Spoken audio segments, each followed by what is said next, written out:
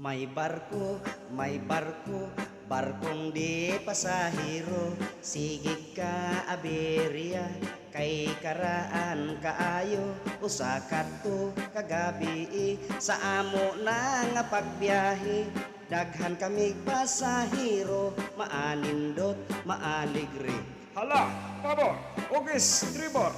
Ang singgit sa kapitan, apan midiritso ang bapor, nahibolong ang tanan, isusi o giadto sa opisyal di primero. Bang tudwa magpakabana kay timonel nagaduga, pagluto kamo kapi matud sa hiti di biyahe, sa kusina way ni adto kay hubog ang kusinero.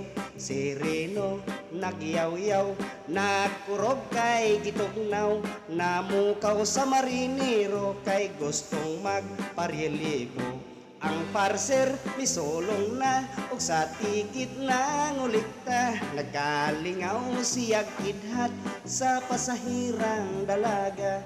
Gibadlong niya ang boy sa kasilyas nag-ukoy-okoy, ayaw dihat una-una, magdungan kitang duha.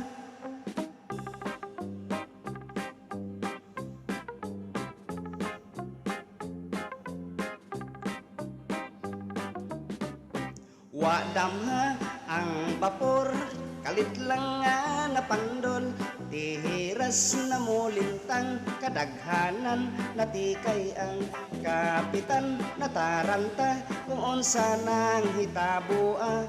Matud kuway kasukap kay nasangad lamang kita.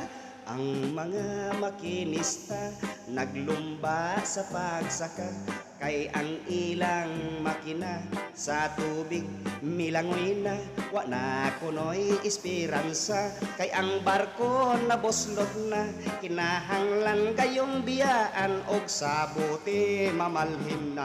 Hala, pute, ni Arya, kay maluno na kita.